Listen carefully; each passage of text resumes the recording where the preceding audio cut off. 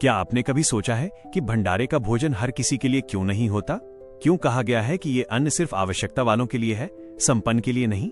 और क्या सच में किसी का ग्रह दोष उसके भंडारे के भोजन के साथ दूसरे के जीवन में प्रवेश कर सकता है? आज मैं आपको वही रहस्य सुनाने जा रहा हूं जो लंकेश रावण ने अपने पुत्र मेघनाथ को खुद चेतावनी देकर बताया था।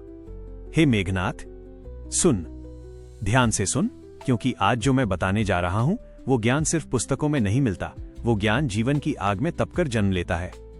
मेरे पुत्र, तू जानता है कि मनुष्य जब अपने जीवन में विपत्तियों से घिर जाता है, जब उसके चारों ओर ग्रहों का क्रोध और भाग्य की आंधियां उठती हैं, तब वो अपनी पीड़ा ईश्वर के चरणों में रखकर भंडारा करवाता है।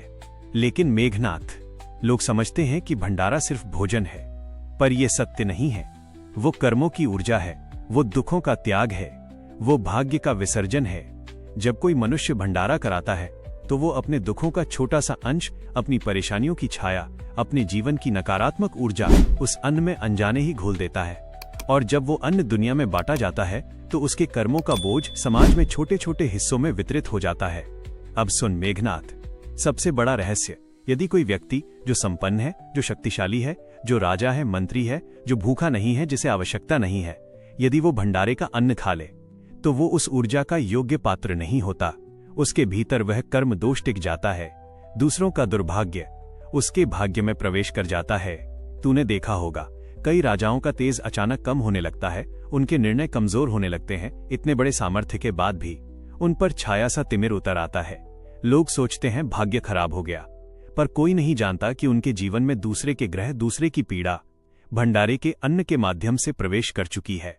मेघनाथ, धर्म ग्रंथों में लिखा है, भंडारे का भोजन वही ग्रहण करे जिसे आवश्यकता हो, क्योंकि उसका पेट खाली है, उसकी आत्मा पर कोई बोझ नहीं है, वो उस पीड़ा को धारण नहीं करता, बल्कि वह पीड़ा उसकी भूख में ही समाप्त हो जाती है। पर जिसकी थाली पहले ही भरी हो, जिसका जीवन संपन्नता से लबालब हो, उसके अंदर वो पीड़ा जगह बना लेती है। यही कारण है कि स्वयं भगवान राम ने वनवास के दौरान अनगिनत भंडारे देखे, दान देखे, यज्ञ देखे, पर कभी किसी का भंडारा ग्रहण नहीं किया। वे जानते थे भंडारे का भोजन किसी की मुक्ति का मार्ग है, उसे बिना कारण ग्रहण करना ईश्वर की योजना में हस्तक्षेप है।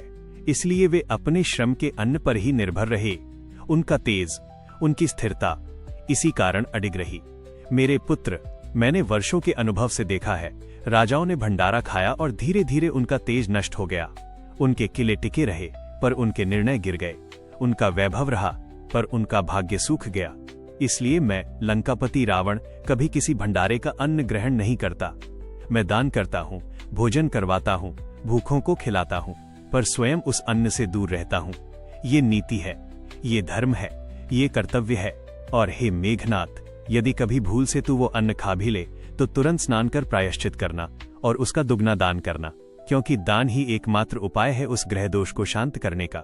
याद रख, भंडारे का भोजन मुक्ति बनकर आता है, पर गलत व्यक्ति के लिए वही बंधन बन जाता है। इस ज्ञान को अपने हृदय में अंकित कर ले, क्योंकि ये रहस्य समय से पहले समझ आ जाए तो मनुष्य बड़े बड़े संकटों से बच सकता है। दोस्तों, अगर ये ज्ञान आपके हृदय तक पहुंचा हो, अगर आपको लगा कि धर्म में कही गई हर बात का एक गहरा कारण होता है, तो इस संदेश को सिर्फ सुनकर मत छोड़िए,